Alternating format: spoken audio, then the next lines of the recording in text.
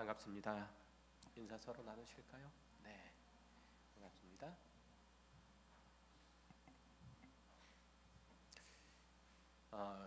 이제 어추 휴가들 다녀오신 것 같으신데 휴가들 잘 다녀오셨습니까? 대답을 안 하셨어요. 안 다녀오셨나 봐요.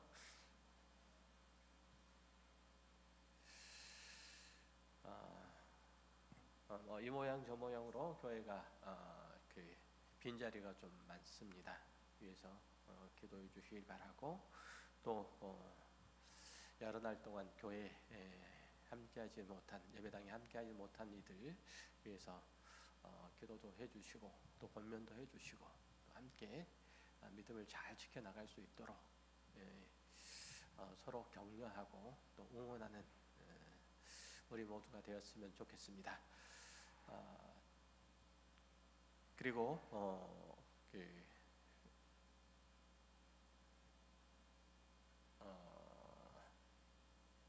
지금 지난 수요일부터 수요 예배가 교회당에서 다시금 재개되게 되었습니다. 올해 2024년 목표가 그 다음 세대로 그 신앙을 잇는 그 교회인지라 특별히 가정에서 예배하는 것이 예배하는 곳에 가장 기초적인 일들이고 또 가정이 성전이 되고 예배당이 돼야 그것이 올바른 신앙을 온전하게 전수하는 또 하나님의 크신 은혜와 그 사랑이 풍성하게 부어지는 그런 은혜들이 있기 때문에 가정에서 굳이 예배를 매주 하십사 싶어가지고 했던 건데 끝까지 잘 이루어지지 못했습니다. 다 제 불찰이고 제가 충분히 준비 못한 탓인데 어쨌든 되는 대로 가정에서는 꼭 한 사람이 됐든지 두 사람이 됐든지 예배하는 것이 굉장히 좋습니다. 장소가 뭐가 중요하냐? 장소 물론 중요하지 않죠. 어디서나 하나님을 예배하는 곳이고 성전이고 또 예배당이 되는 것이지만 그럼에도 불구하고 내가 사는 이 가정이 하나님의 말씀, 하나님의 의로우신 선하신 통치가 이루어진다라는 그런 의미에서 이곳이 성전이다라는 것을 선포한다는 그런 의미에서라도 가정에서 예배드리는 것이 대단히 중요해요. 그래서 그렇게 했던 것인데 잘 되질 않아서 다시금 교회로 복귀했지만 그럼에도 불구하고 제가 다시 당부를 드리는 건 꼭 가정에서는 일주일에 한 번이라도 그렇게 예배를 해주시길 바라고 예배가 안 되면 적어도 간단하게 말씀을 함께 나누고 기도 잠깐 하는 것이라도 그렇게 해주시면 좋겠다는 생각이 듭니다. 적어도 하나님의 통치가 이 가정에서부터 출발한다라는 신앙의 선포가 우리 안에 있어야 되지 않겠습니까? 잔소리가 심했습니다. 여기까지만 하겠습니다. 부탁을 드리겠고요. 오늘 말씀 함께 나누도록 하겠습니다. 오늘은 팔복의 8번째인 의를 위하여 박해를 받는 자는 복이 있나니 천국이 그들의 것임이라 라는 말씀을 함께 생각을 해보겠는데요. 팔복의 말씀을 처음 들어가면서 예수님께서 약속하신 그 복은 선행된 어떤 조건을 만족시켜야만 그 결과로서 주어진다는 그런 의미가 아니라 오히려 하나님의 나라에 속한 자들의 복된 증상이라고 말씀드렸어요. 그래서 첫 번째 말씀이 뭐였었죠? 팔복의 첫 번째 말씀이 심령이 가난한 자는 복이 있나니 천국이 그들의 것입니다 라고 말씀하셨잖아요. 이 말씀은 심령이 가난하면 천국을 소유하게 된다, 천국에 들어갈 수 있다, 이런 얘기가 아니고 심령이 가난하지 못하면 천국에 못 들어가 이런 얘기가 아니고 거꾸로 천국을 소유한 자, 천국에 들어와 있는 자의 영적인 심적인 상태가 마음의 가난함이에요. 그 마음이, 그 심령이 가난해지는 것. 이게 이제 그 팔복을 이해하는 가장 그 구조적인 면에서의 첩경이라고 말씀드렸어요. 그렇다면 오늘 이 말씀도 너 복되도다 천국을 소유한 자여. 왜냐하면 의를 위하여 네가 박해를 받고 있기 때문이다 라고 해석할 수가 있겠죠. 그렇게 달리 말할 수 있는 거예요. 즉 그리스도인이 하나님의 나라의 백성답게 살아갈 때 이 세상에서는 반드시 박해를 받을 것이라고 말씀한 거예요. 그도 그럴 수밖에 없는 것은 세상과 천국은 전혀 상반된 삶의 가치와 체계를 가지고 서로 대립하고 있기 때문에 그래요. 양극단에 서 있기 때문이죠. 그래서 요한계시록을 보면 종말에 나타나는 어떤 일들과 그 종말의 날들에 벌어지는 어떤 전쟁들, 그 전쟁들 이후의 승리, 그게 무엇을 얘기해? 주 예수 그리스도와 그의 나라의 승리를 나타내잖아요. 그렇죠? 그의 나라의 승리를 나타내는데 이 요한계시록의 전체 내용들 보면 끊임없이 뭐와 뭐의 대립이냐면 천국과 제국의 대립이에요. 그러니까 전쟁이 계속 벌어지는, 요한계시록 상황들은 전쟁이 계속 벌어지는 상황이잖아요. 그 속에서 결국은 누구의? 그리스도의 승리, 그리스도의 나라의 승리를 얘기를 하는 것이 요한계시록 결론이잖아요. 그래서 천국이 완성되는 것이 마지막 부분에 보이잖아요. 그렇죠. 제국은 다 망하고 천국이 이제 완성되는 것이 보여요. 무슨 얘기냐면 이때가 종말의 때란 얘기죠. 지금 이 시기가 종말의 시기이며 이 종말의 시기는 끊임없이 천국과 제국이 싸우고 있는 것이다 라고 하는 것이죠. 그러니까 그리스도인이, 천국 사람들이 이 세상 제국 가운데 서서 있을 때는 반드시 제국에 의해서 도전을 받게 되어 있다. 걸리움을 당하게 되어 있다. 핍박을 받게 되어 있다라고 얘기를 하고 있어요. 그것이 우리들의 신앙 인생이에요. 이거는 필연이에요. 어쩔 수 없는 거예요. 우리가 이 세상에 살아가고 있는 이상 이것은 어쩔 수 없어요. 그러니까 내가 그리스도인으로 살고 있는가, 내가 하나님의 나라 천국을 살아가고 있는가를 내가 확인해 보려면 내가 살아가는 삶의 영역들 속에서, 내가 사는 걸음걸음을 통해서 나타나는 모든 일들이 내가 세상으로부터 도전을 받고 있고 세상의 그 도전에 대해서 내가 하나님의 말씀으로 응전하고 있는가라고 하는 사실들을 확인해 보면 내가 천국을 살아가고 있는지 제국을 살아가고 있는지 알 수 있는 거죠. 내가 천국의 통치를 받고 있는지 제국의 통치를 받고 있는지 알 수 있는 거예요. 내가 이 세상을 살아가는 데 있어서 하나도 거리낌이 없다.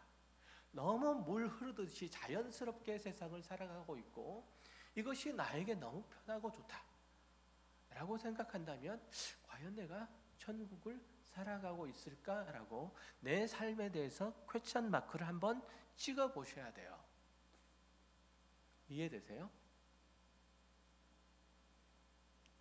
자, 예수님께서는 그렇게 말씀하고 계세요. 그래서 너희가 하나님의 나라의 백성, 즉 팔복의 사람이 되면 그 존재 자체가 세상 사람들에게는 부담스럽고 밉고 그리고 이물감이 느껴진다고 말씀하세요. 하나님의 나라의 백성으로서 그 나라를 증언하는 삶을 살면 세상에 속한 사람들은 긴장할 수밖에 없고 어떻게든 꼬투리를 잡아서 갈등을 야기하고 악의적인 비난과 모함을 하고 수단과 방법을 가리지 않고 하나님을 믿지 못하게, 아니 그리스도인이 믿는 하나님은 없다라고 증명하고 싶은 거예요. 너의 삶을 어떻게라도 헤집고 못 살게 굴어서 그래서 너를 지키는 이가 없잖아 라고 얘기를 하고 싶은 거예요. 그래서 초대교회 시절에는 증인이라는 이 단어와 순교자라고 하는 이 단어가 동일한 의미로 사용되기도 했어요. 그의 존재와 언어와 행실로서 그가 예수의 사람임을 증거하기에 미움을 받아서 죽는 거예요. 이게 초대교회 사람들의 운명이었어요. 요한복음 15장에 따르면 세상에 그리스도인을 박해하고 망하게 하려고 하는 것은, 세상이 그렇게 하려고 하는 것은 그 사람에 대한 공격이 아니고 그리스도를 미워한 탓이고, 그리스도를 미워하는 자는 하나님 아버지와 원수되었기 때문이라고 요한복음 15장에서는 끊임없이 얘기를 해요. 세상이 너를 미워하는 걸 널 미워하는 게 아니라 날 미워하는 거야. 날 미워하고 공격하는 게 나를 미워하는 것이 아니라 하나님 아버지를 원수되었기 때문에 그런 일들을 하는 거야 라고 얘기를 하고 있는 거죠. 하지만 이 시대의 많은 성도들은 예수님께서 형성하시고 가르치신 이 복음과는 다른 복음을 듣고 있어요. 예수를 믿으면 이 세상에서도 잘되고 평안하고 부유하고 아주 여유롭게 살 수 있다고 그렇게 선전하는 복음을, 그걸 복음처럼 믿고 있어요. 방금 제가 쭉 설명한 바는 그렇지 않는데 불편하시죠? 그러니까 제가 처음에 말씀했던 부분이 굉장히 불편해요. 그렇잖아요. 어떤 이는 예수를 믿으면 복받고 잘되고 평안하고 부유하고 늘 하나님으로부터 지킴을 받는단다 라고 얘기를 하는데, 저는 그렇게 얘기하지 않으니까, 아니 성경은 사실은 그렇게 얘기하지는 불편해요. 그런 성경 어디서도 그런 식으로 복음을 말한 적도 없고 하나님의 복도 그런 것이라고 가르쳐 준 적도 없어요. 당장 마태복음 5장에 나타나 있는 팔복의 말씀마저도 그렇잖아요. 오히려 예수님은 세상의 영화와 복락을 미끼로 제자를 부르기보다는 그리스도인으로 겪어야 될 고난과 박해와 시련들, 이런 것들을 예고하시고 이거 감당하려면 나 따라와도 되고 감당하기 싫으면 가. 속된 말로, 속된 표현으로 그렇게 말씀하고 계시는 거예요. 이런 고난이나 박해 상황들은 초대교회 당시에만 있었던 것이 아니라 그리스도인으로서 신실히 살아가고자 하면 그 사람에게는 언제나 어느 때나 있는 거예요. 예전처럼 특정한 종교를 믿도록 강요하지도 않고 특정한 사상을 주입하려고 하려고 하는 때도 아닌데 무슨 소리냐라고 하실지 모르겠지만, 그리스도인으로 산다고 직접적으로 박해는 하지 않아도 세상의 상식과 흐름과 분위기에 역혀가는 하나님의 나라의 사람은 고달프고 힘든 삶들을 각오해야만 해요. 거룩하시고 의로우신 하나님의 자녀로서 그분이 기뻐하시는 삶을 살려고 하는 나에게 닥치는 시험과 환난과 핍박은 당연하다고 성경은 말하고 있어요. 그가 의로운 삶을 살면 살수록 세상은 자기의 불의함과 추루함이 드러나기 때문에 그런다는 거예요. 무슨 소리냐? 한 사회나 국가에도 도덕이 있고 윤리가 엄연히 존재하고 또 그것을 잘 지키고 사는 사람이 인정받고 박수를 받는다 라고 반문을 던질지도 모르겠어요. 그래서 우리는 이쯤에서 성경이 말하는 하나님의 의에 대해서 좀 정리할 필요가 있어요. 흔히 의라고 하는 것은 사람으로서 지키고 행해야 될 바른 도리라고 정의를 해요. 다시 말하면 한 사회나 국가가 정한 윤리, 도덕상의 올바른 행실이나 착함, 혹은 공정하고 참되고 정직함, 이런 것들을 가리켜서 의라고 얘기를 해요. 하지만 성경에서 가르치고자 하는 의, 특히 본문에서 말하는 의는 하나님의 자녀가 된 자의 외적 증거이자 표주라고 얘기를 하고 있어요. 의라고 하는 것은 결국은 하나님의 자녀에게 드러날 수밖에 없는 외적인 증거이다, 증상이다, 이런 얘기예요. 제가 감기 들었잖아요. 바이러스 먹었어요. 제가 어떻게 하십니까? 목소리가 변했잖아요. 콧물이 나잖아요. 이게 감기 걸린 증상이지 감기는 아니에요. 그렇죠? 그러니까 그리스도인이 그가 하나님 그 안에 하나님이 계신다면 그가 하나님 안에 있다면 그 하나님의 백성된 자녀된 자의 하나님 나라의 백성된 자의 증상이 거룩한 증상이 나타나는 거예요. 그게 하나님의 의가 그 안에서 나오는 거예요. 그 외적인 표지라고 얘기를 해요. 이해되시죠? 그러니까 하나님께서 의로우신 분이시고 그 의로서 이 세상을 경영하시고 당신의 백성들의 구원 역사를 이루어 가시는 것을 우리의 삶을 통해서 우리의 전 인생을 통해서 세상은 볼 수 있는 거예요. 사실은. 그러니까 흔히들 어떤 일을 바르고 정당하게 진행하고 또 누군가를 선대하고 후하게 대접하는 것을 의로운 행위이고 이는 사람들에게도 인정받을 거라고 여기죠. 그러나 놀랍게도 성경은 그리스도인이 옳고 정당한 일을 함에도 불구하고 세상은 이들을 핍박한다고 지적을 해요. 이것은 성경이 말하는 의가 세상 사람들이 추구하는 의나 선과는 결이 다른 것임을 알 수 있는 거예요. 만약에 이것들이 서로 결이 같다면 기독교가 배타적이거나 세상에서 배척을 받아야 될 이유가 전혀 없는 거죠. 그러나 한 사람의 행위가 그가 속한 공동체나 사회에 의롭고 유익했을지라도 그 행위의 원천이 하나님께로부터 나온 것임을 알면, 즉 다시 말하면 그 의로운 행위를 한 사람이 그리스도인인 걸 알면 그때부터는 사람들은 김 빠져 해요. 싫어요. 사람들의 시선과 평가는 달라져요. 왜냐하면 악한 자의 영향력이 있는 세상은 하나님을 극도로 싫어하기 때문에 그래요. 세상이 추구하는 의는 모두 자기를 위한 것이라서 결국은 그 영광이 자기에게로 돌아가야 하기 때문에 그래요. 인간이란 존재가 이토록 훌륭하고 멋진 존재이고 그렇게 가능성이 있는 존재이고 인간의 미래와 운명을 위해서 실은 필요 없다고 그렇게 선언해야 되기 때문에 그런 거예요. 하지만 그리스도인의 의는 기본적으로 죄인인 인간에 대한 연민 그리고 사랑 그리고 그런 자에게 긍휼과 자비를 베푸시는 하나님에게서 나온 거예요. 말씀드렸듯이 그리스도인의 의는 하나님에게서 나와요. 어떤 하나님? 죄인인 인간에 대한 연민과 사랑 그런 자에게 베푸시는 긍휼과 자비를 베푸시는 그 하나님 의에서 나온 거예요. 그의 다스림과 지키심에 순종하는 마음으로 행한 것이기 때문에 한 성도가 행한 의는 하나님을 표현한 것임에 불과해요. 그러면 성도가 행한 의로움은 자기 의를 드러냄으로써 인간의 건재함을 선포하고자 하는 세상에 있어서는 굉장히 불편하죠. 뿐만 아니라 도전받는다는 느낌을 받아요. 다른 것은 다 용서하고 수용할 수 있지만 예수 그 이름만은 언급하지 말라. 이것이 하나님의 의에 대한 그리스도의 의에 대한 세상의 솔직한 심정이에요.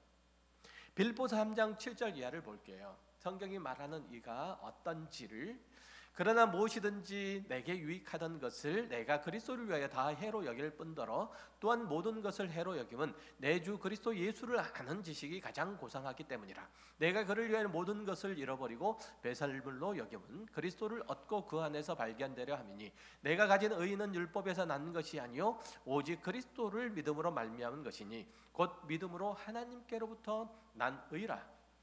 여기서 바울이 가르치는 의는 사람이 율법을 행함으로써 의롭다 하심을 받는 옳다고 인정받는 것이 아니라 그리스도를 통해서 나타난 하나님의 옳다 하심, 이게 의라고 얘기를 하고 있어요.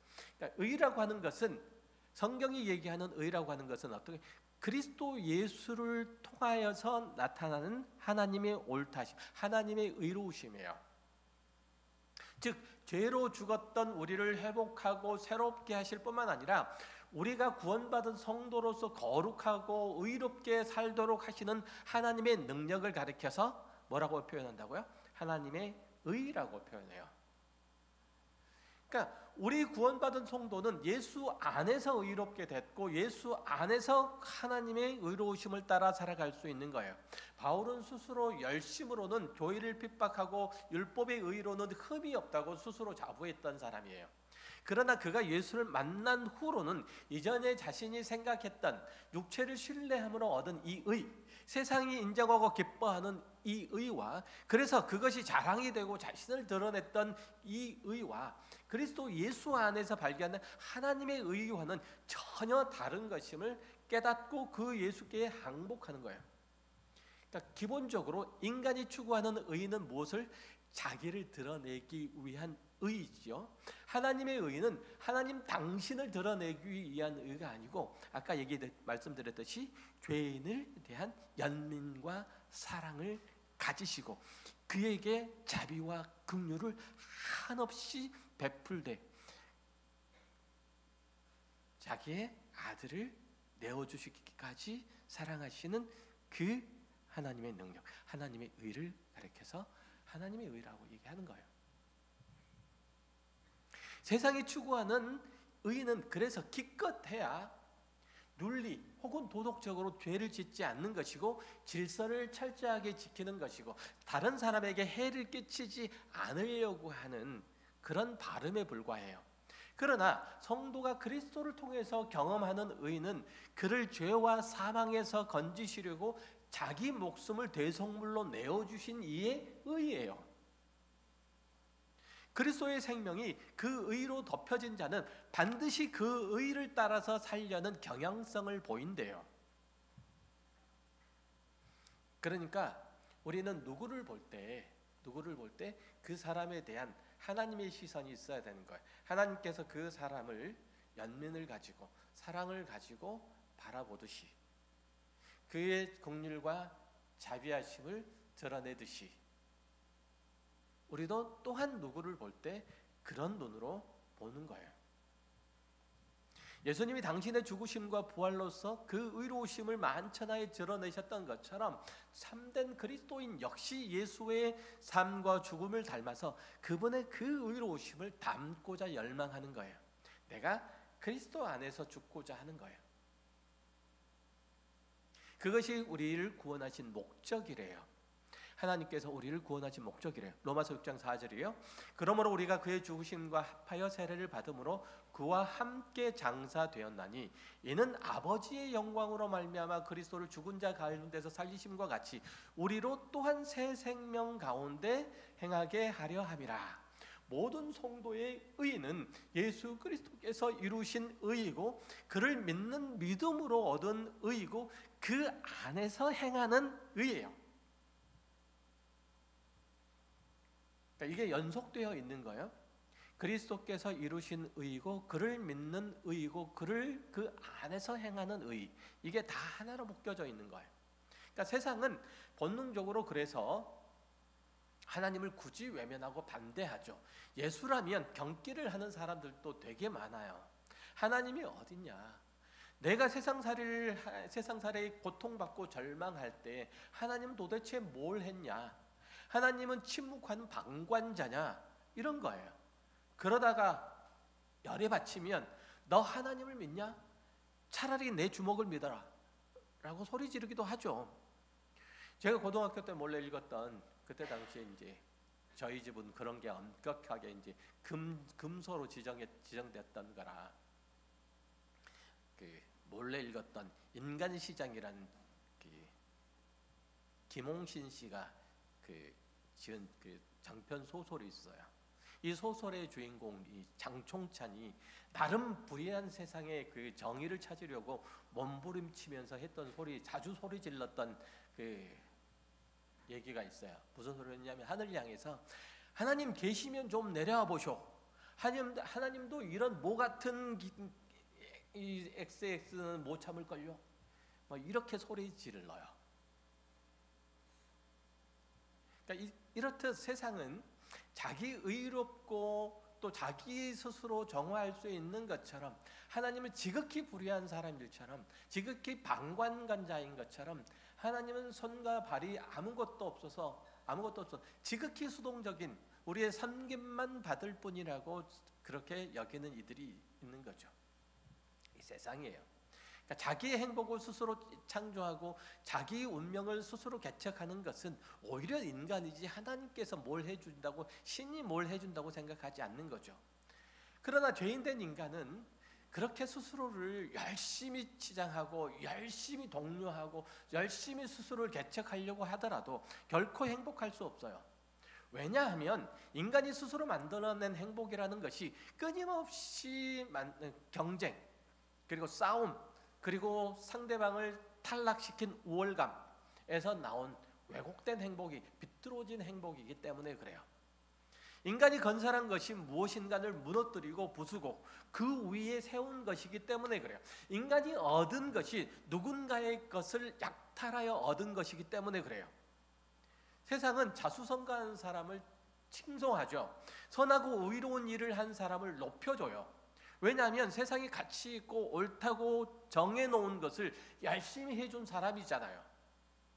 세상을 따라서 열심히 해준 사람이죠. 그런 의미에서 세상은 사람이 무능하고 죄 짓는 것 외에 잘하는 것이 없다고 말하는 이 기독교를 아주 싫어하죠. 예수 믿고 구원 받으세요 라는 이 복음의 내용들을 정말 터무니없는 걸로 여겨요. 우리가 뭐 어디 위험한 데 빠진 데도 아닌데 뭘 도대체 어디서 구원을 받으란 말이냐. 하나님의 의로우심과 인간의 비참한 처지를 깨닫지 못하는 인간이라는 존재는 항상 이런 반응이에요. 도대체 우리가 어디 빠졌다고 뭘 구원을 받으란 얘기냐 도대체. 하나님을 거절한 인간은 자신 위에 믿을 만한 것이 없죠. 절대 없는 거예요. 하지만 그 날뛰는 개새끼, 돼지 새끼 한 마리도 제어할 수 없는 인간이 할 수 있는 거는 결국은 누구의 도움을 받는 거예요. 그렇다고 다른 사람을 의지할 수도 없어요. 그래도 세상에 믿을 만한 것, 세상에 믿을 만한 것 뭐밖에 없습니까? 대답을 해보세요. 세상에 믿을 만한 건 돈밖에 없죠. 옳다구나. 그렇잖아요. 솔직히 세상에 믿을 만한 건 돈밖에 없다. 히브리서 13장 5절 돈을 사랑하지 말고 있는 바를 족할 줄로 알아. 족한 줄로 알아. 그가 친히 말씀하시기를 내가 결코 너희를 버리지 아니하고 너희를 떠나지 아니하리라 하셨느니라. 그러므로 우리가 담대히 말하되 주는 나를 돕는 이시니 내가 무서워하지 아니하겠노라. 사람이 내게 어찌하리요 하노라. 여기 있는 것처럼 자, 돈을 사랑하지 말라. 왜 돈을 사랑하지 말라고요? 뭐 때문에? 내가 너희를 버리지 아니하고 너희를 떠나지 아니할 테니 돈을 사랑하지 말라는 거죠. 그렇죠? 여기 말씀대로 하면 그러면 하나님을 떠나면 그리스도 예수를 떠나면 사람은 돈을 사랑할 수밖에 없다는 뜻이죠. 그렇죠? 그러니까 돈을 사랑하지 마. 내가 너희와 함께하니까 너희를 떠나지 아니할 거니까. 하나님을 외면하는 사람은 돈을 사랑할 수밖에 없어요. 왜냐하면 돈이 자신의 안녕을 보장해 줄 거라고 믿기 때문에 그래요. 자신의 미래를 만들어 줄 거라고 생각하기 때문에 그래요. 돈의 힘만 빌리면 자신이 신처럼 군림할 수 있기 때문이라고 생각해요. 그러니까 군림할 수 있다고 생각해요. 하지만 돈을 열심히 줬는 사람들은 자기들이 돈의 노예가 되는 것을 몰라요. 돈을 신으로 섬기고 있는 것을 깨닫지 못해요. 보세요. 여러분도 한번 보세요. 여러분이 성도라고 하는 이름 붙여진 이분들인데, 사람들인데 돈을 위해서 박해를 받고 있는지, 의를 위해서 박해를 받고 있는지 한번 보세요. 우리는 열심히 돈을 위해서 박해는 받아요. 온갖 굴욕도 참고요. 그렇죠? 온갖 핍박도 참고요. 온갖 비굴함도 다 견딜 수 있어요. 돈을 위해서는. 그렇지만 예수 때문에, 하나님 때문에 참고 비굴하게 되는 것 1년에 몇 차례나 있으세요? 돈을 위해서는 모든 건 다 지불할 수 있어요. 모든 걸 다 지불할 수 있어요. 하지만 예수를 위해서, 그리스도 예수를, 하나님을 위해서 비굴하게 되는 것 이건 견딜 수가 없어요. 하나님 도대체 나한테 왜 그러세요? 왜 이 정도도 하나 못 막아주세요? 내 자존심을 위해서는 나는 모든 것을 다 견딜 수 있어요. 그러나 하나님의 이름을 위해서는, 내 이름을 위해서는 다 견딜 수 있어요. 다 막아낼 수 있어요. 목숨까지 걸 수도 있어요. 내 이름을 하나 건져내기 위해서는, 하나님의 이름을 위해서는. 그거는 하나님이 온 세상의 주권자요 통치자요 심판자이심을 믿지 않기 때문에 일어나는 일들이에요. 시편 9편은 그 공의로 심판하시는 하나님을 찬양하는 다윗의 시예요. 다윗은 그가 사는 동안에 단 한 차례도 의인이 부당하게 멸망했거나 악인이 영원토록 흥왕하는 사례를 본 적이 없다라고 말해요. 그렇게 악인은 자기 손으로 행한 일이 결국 자기 올무가 되어서 넘어지더라는 거예요. 다윗도 스스로 경험했던 바잖아요.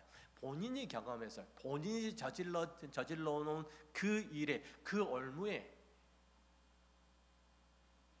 속된 말로 좀 표현할 말은 아니지만 자기가 싸질러 놓은 똥에 자기가 넘어지는 거예요. 다윗의 생애가 그래요. 그걸 얘기를 해주잖아요. 16절부터 19절까지만 읽어볼게요. 여호와께서 자기를 알게 하사 심판을 행하셨으며 악인은 자기가 손으로 행한 일에 스스로 얽혀있도다. 악인들이 올수로 돌아가며 하나님을 잊어버린 모든 이방 나라들이 그리하리로다. 궁핍한 자가 항상 잊어버림을 당하지 아니하며 가난한 자들이 영원히 실망하지 아니하리로다. 여호와여 일어나사 인생으로 승리를 얻지 못하게 하시며 이방 나라들의 주 앞에서 심판을 받게 하소서. 이렇게 얘기를 하잖아요. 다윗이 고백하는 바예요. 사람들이 하나님을 안 믿는 것은 자신이 어떤 존재이고 자신의 운명이 어떻게 될지 모르기 때문에 그래요. 인류는 보다 나은 방향으로 지속적으로 발전해 왔고 또 앞으로 희망적인 미래가 펼쳐질 거라고 그렇게 믿기 때문에 그러죠. 그러나 고대로부터 시작해서 지금까지 인류가 일궈온 이 문명들은 우리의 삶을 편안하고 풍요롭게 만들어 줬을지는 몰라도 그것이 인간의 욕심과 타락과 부패와 죄성을 약화시키거나 제어하지는 못해요. 인간은 문명이 없어서 망하게 된 게 아니고, 문명을 못 읽어서 망하게 된 게 아니고, 그가 저지른 죄 때문에 망하는 거예요. 부패함 때문에 망하는 거예요. 사람들은 자기 가난과 불행과 고통이 물적 자원의 결핍에서 나온 거고 그것만 해결하면 행복해질 거라고 착각해요. 하지만 그렇지 않다는 거는 역사를 조금만 거슬러 올라가 봐도 충분히 알 수 있어요. 아니 자신의 인생을 더듬어 봐도 알 수 있어요.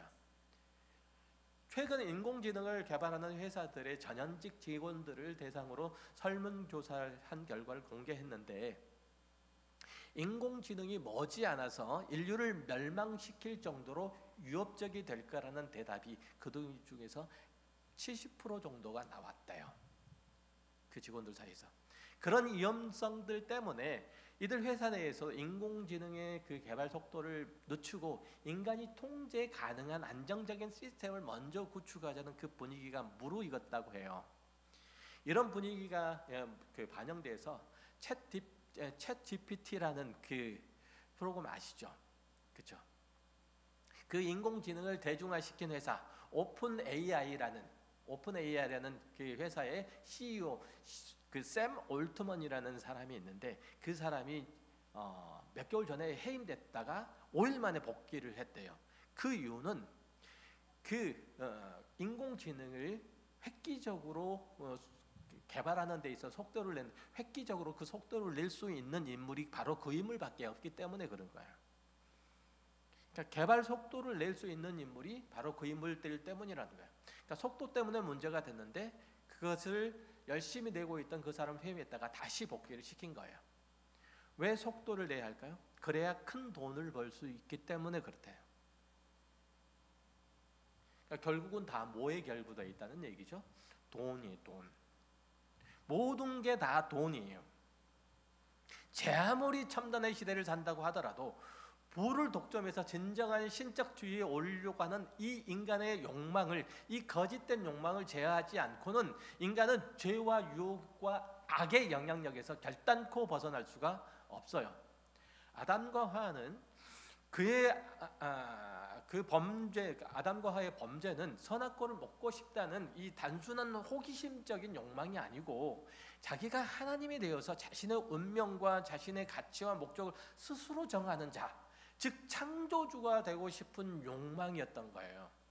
피조물인 인간이 창조주가 되려는 이 욕망은 인간의 창조 이래로 계속되는 거예요. 그 이후로. 그러나 하나님처럼 되려고 하는 인간이 만들어낸, 인간의 욕망이 만들어낸 역사는 결과적으로 다 뭐죠? 전쟁과 폭력과 살인과 파괴의 역사예요. 아까 AI 얘기를 했는데 이 물건인지 뭔지 인간의 눈에도 보이지도 않는 이 전기 신호가 인류의 전쟁의 위험, 아니면 공멸의 그 위기에 빠지게 할 수 있다고 얘기를 하잖아요. 2028년 뭐 그 정도 얘기를 하더라고요. 그 정도쯤 되면은 이 AI가 인류에게 치명적으로 위협이 될 수 있다. 그 정도까지 발전될 거다라고 얘기를 해요. 이런 인류의 자연의 파국을 막는 그 길들은 인간 자신의 필요성과 한계성, 그리고 죄성을 인식하는 것 외에는 없기 때문에 그거는 더 이상 방법이 없는 거죠. 인간은 망하는 것 외에는 더 이상 방법이 없는 거예요. 그걸 막는 방법은 인간이 하나님을 직면할 때예요. 인간이 자신의 필요성, 한계성, 그리고 자신의 죄성을 바라볼 때 언제? 그가 하나님을 볼 때야. 그거밖에는 없어요. 다시 말하면 하나님이 그를 찾아오실 때, 아니면 그가 하나님 앞에 강제로 끌려갈 때, 그때만 하나님을 볼 수 있을 거거든요. 그가 지금 여러분 앞에 오든지, 그분이 오시든지, 아니면 마지막 날에 그가 하나님 앞에 심판대에 끌려가든지, 그래서 직면하든지, 두 경우밖에는 없어요. 첫 번째 경우는 말씀했듯이 회심할 때고, 두 번째는 마지막 심판 때예요. 즉 인간은 회개하지 않고 거듭나지 않는 이상 결단코 자신이 하나님의 피조물이고 그 은혜가 없이는 영생할 수 없음을 깨닫지 못해요. 그가 자신의 미래를 보장받을 수 없다는 걸 깨닫지 못한단 말이에요. 그러니까 오직 그리스도인만 이 원죄적 욕망이 항상 자신을 무너뜨리고 지배하려고 호시탐탐 노리고 있고, 모든 인생은 그 죄의 영향력 아래서 벗어나지 않는 이상 그 죄로 인해서 하나님의 진노가 항상 그 위에 머물러 있고, 그 때문에 인간은 그 어떠한 경우에도 기쁘고 행복한 그 결과를 만들어낼 수 없다는 그 절망감이 항상 있는 거예요. 또한 결국은 그 사망에 이를 수밖에 없다는 체념이 인간의 DNA 안에는 내재되어 있어요. 항상 이 체념이 항상 내재되어 있어요. 아무리 인간 사회가 진보하고 풍요로워진다고 할지라도 자기 안에 있는 음란과 부정함과 그 정욕과 탐심, 이런 것들을 감출 길이 없는 거예요. 하나님께 속한 사람은 이런 세상에서 자신의 힘과 능력을 자신을 지켜낼 수 있는 그런 힘과 능력이 없음을 깨닫고 늘 하나님 앞에 엎드리죠. 아까 시편 9편에서 얘기했던 바와 똑같아요. 다윗이 고백하는 것과 하나님이 의로우시고 거룩하신 통치에 자신을 맡기는 것 외에는 인간이 그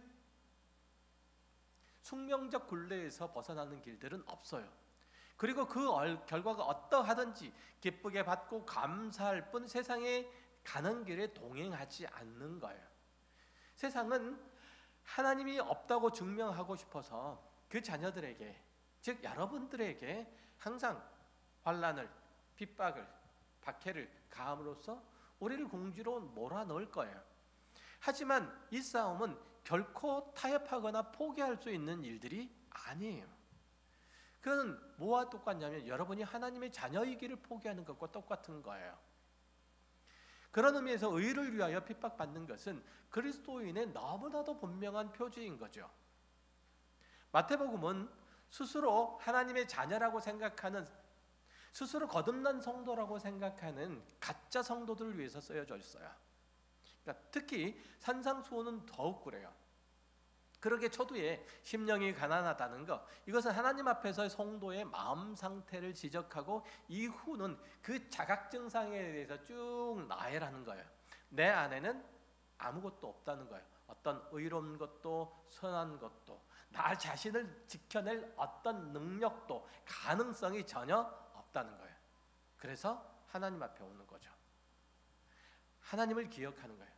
그래서 우리도 역시 마찬가지로 어렵고 힘들고 또 내가 의지할 게 아무것도 없을 때, 내 손에 빈털터리가 될 때, 내가 맨손 빈털터리가 될 때, 힘들고 병들고 그렇죠? 돈 없고 그러면 그때야 하나님을 생각하죠.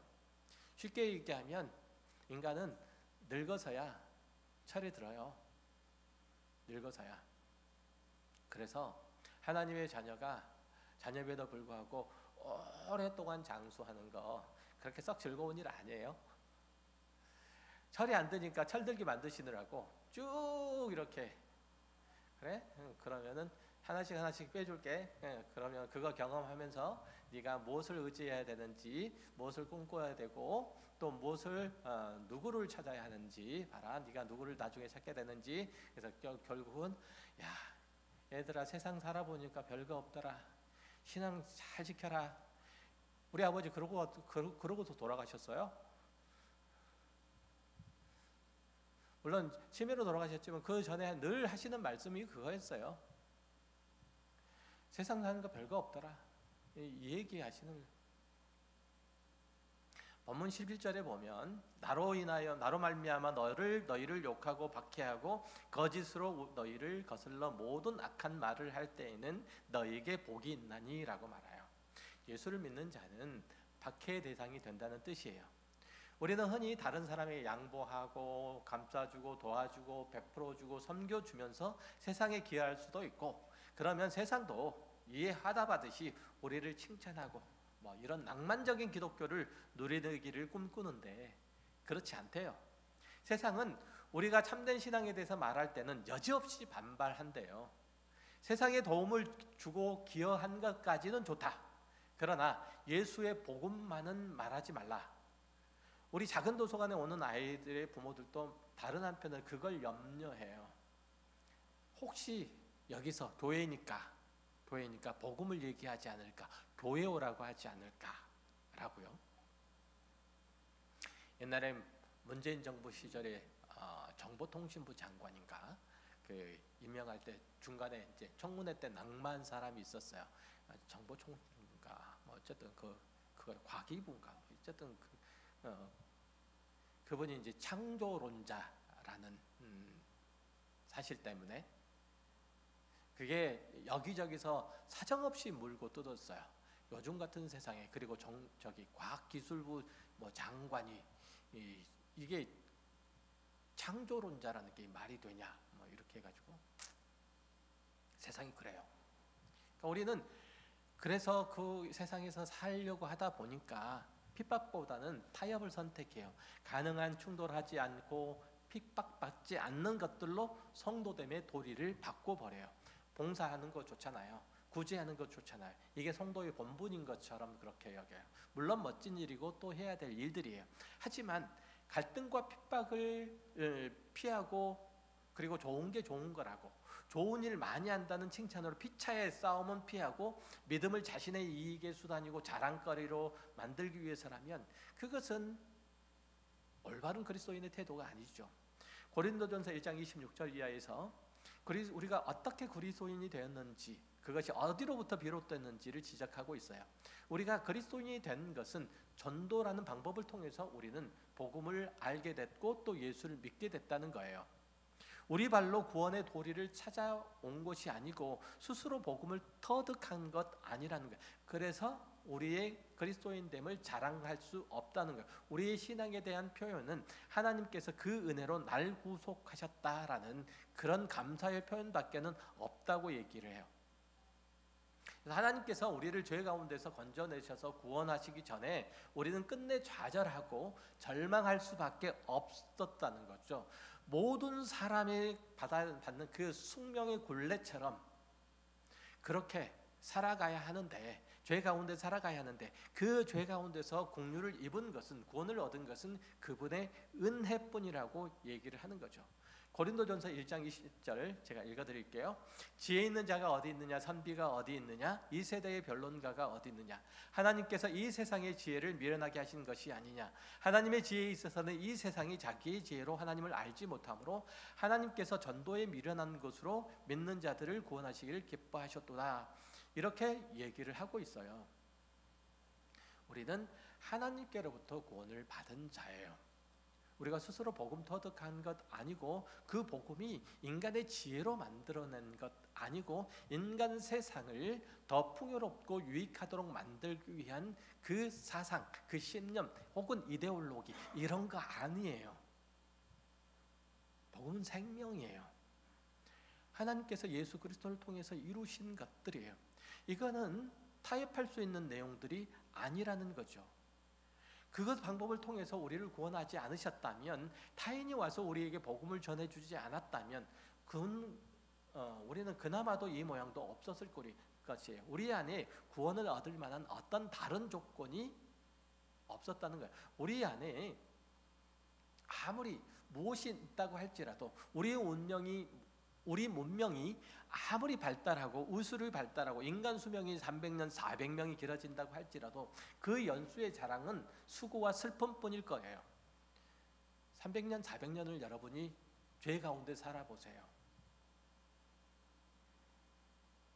그런 의미에서 고린도전서 1장 30절 31절은 모든 성도들의 존재론적인 가치가 돼요. 이건 꼭 기억하시길 바라요. 너희는 하나님으로부터 나서 그리스도 예수 안에 있고, 예수는 하나님으로부터 나와서 우리에게 지혜와 의로움과 거룩함과 구원함이 되셨으니, 기록된 바 자랑하는 자는 주 안에서 자랑하라 함과 같으니라. 아멘 해주시기 바라요. 우리는 하나님으로부터 나서 그리스도 예수 안에 있는 자들이에요. 하나님께서 우리의 가치를 정하시는 거예요. 하나님께서 우리의 운명을 정하시는 거예요. 하나님께서 우리의 미래를 정하시는 거예요. 다른 것 신경 쓸 이유가 없고 겨를도 없어요. 하나님의 의로우심을 따라 살면 돼요. 거기서 잘 견디시면 돼요. 우리가 자랑할 수 있는 것이 있다면 내가 주 안에 있는 것, 주가 내 안에 계시는 것, 이거밖에는 자랑할 게 없대요. 내가 힘으로 삼고 능력으로 삼고 내가 미래의 소망으로 삶을 것, 또 역시 마찬가지로 그렇다는 거예요. 그건 내 개인의 운명뿐만 아니라 모든 인류의 운명도 역시 마찬가지예요. 하나님께서 지으신 피조물인 인간을 하나님의 자녀로 삼으시고, 또 그가 범죄했음에도 불구하고 그 자녀로 다시금 회복시키시는 것은 하나님께서 우리 인간을 공멸하시려고 하는 것이 아니라 우리에게 영생을 주시고자 함이에요. 그래서 이 세상을 하나님께서 심판하시는 거예요. 우리 존재와 구원과 장래가 다시 말하면 그리스도 예수로 말미암았다는 거예요. 그러니까 우리는 예수 안에서 참된 의와 거룩과 생명을 선물을 받은 거예요. 하나님께서 값없이 주신 거예요. 그러나 세상은 이것들을 밖으로부터 얻어야 된다는 사실을 거부해요. 그렇죠? 그러니까 우리는 서로 인정하고 서로 돕고 서로 힘을 빌리는 것을 인정해야 돼요. 우리의 의로움은 그리스도로부터 얻은 거예요. 그렇다면 하나님께 감사하고 다른 이에게 겸손하는 것이 바로 우리의 미덕이에요. 우리는 스스로 만들어낸 것 아무것도 없어요. 세상은 우리가 예수를 믿는 것을 기를 쓰고 반대해요. 왜요? 그런 우리가 싫잖아요. 하나님을 싫어하는 자잖아요. 그렇다고 해서 그리스도인이 된 바 마땅한 그 길들을 포기하지 마세요. 포기하지 마세요. 생명이 사망을 이기게 되어 있어요. 어디 보셨어요? 성경에 하나님이 죽음 앞에서 굴복하시는 거 보셨어요? 그렇죠? 예수 그리스도 앞에서는 죽은 나사로도 일어서는 거예요. 38년 동안 거의 죽어서 병색이 완연 그 죽음의 그 그림자가 그 완연한 이 사람이 예수를 만남으로 생명을 얻잖아요. 죽은 것과 같이 하반신이 다 마비된 이 안진뱅이도 일어남을 얻잖아요. 눈을 보지 못한, 눈이 썩어버려서 눈이 죽어버린 이 맹인도 예수를 만나자 하나님을 볼 수 있게 되잖아요. 생명은 하나님께 있고 하나님께 있는 생명은 사망을 이기는 거예요. 우리를 공격하는 자들이 심령의 감화를 받아서 돌아온다는 거예요. 성도된 자의 본분과 원리, 그 내용을 잘 지키시라는 뜻이에요. 이제 말씀을 마치겠습니다. 베드로전서 3장 14절부터 17절 말씀 함께 읽으면서 이 말씀의 결론을 삼을게요. 다 같이 함께 읽겠습니다. 그러나 의를 위하여 고난을 받으면 복이 있는 자니 그들이 두려워하는 것을 두려워하지 말며 근심하지 말고 너희 마음에 그리스도를 주로 삼아 거룩하게 하고 너희 속에 있는 소망에 관한 이유를 묻는 자에게는 대답할 것을 항상 준비하되 온유와 두려움으로 하고 선한 양심을 가지라. 이는 그리스도 안에 있는 너희의 선행을 욕하는 자들로 그 비방하는 일에 부끄러움을 당하게 하려 함이라. 선을 행함으로 고난을 받는 것이 하나님의 뜻일진데 악을 행함으로 고난을 받는 것보다 나으니라. 한번 제가 더 읽어드릴게요. 그러나 의를 위하여 고난을 받으면 복이 있는 자니 그들이 두려워하는 것을 두려워하지 말며 근심하지 말고 너희의 마음에 그리스도를 주로 삼아 거룩하게 하고 너희 속에 있는 소망에 관한 이유를 묻는 자에게는 대답할 것을 항상 준비하되 온유함과 두려움으로 하고 선한 양심을 가지라. 이는 그리스도 안에 있는 너희의 선행을 욕하는 자들로 그 비방하는 일에 부끄러움을 당하게 하려 함이라. 선을 행함으로 고난을 받는 것이 하나님의 뜻일진데 악을 행함으로 고난을 받는 것보다 나으니라. 여러분은 몸은 죽여도 영혼은 죽이지 못하는 사람들의 핍박을 두려워하지 말고 하나님을 두려워하고 그 사랑의 안에 거하는, 그래서 그가 허락하신 의를 내 삶의 모든 영역 속에서 어떤 핍박, 어떤 박해가 오더라도 잘 드러내는 하나님의 신실하고 또 복된 자녀들이 되시길 주의 이름으로 축원합니다. 기도하겠습니다.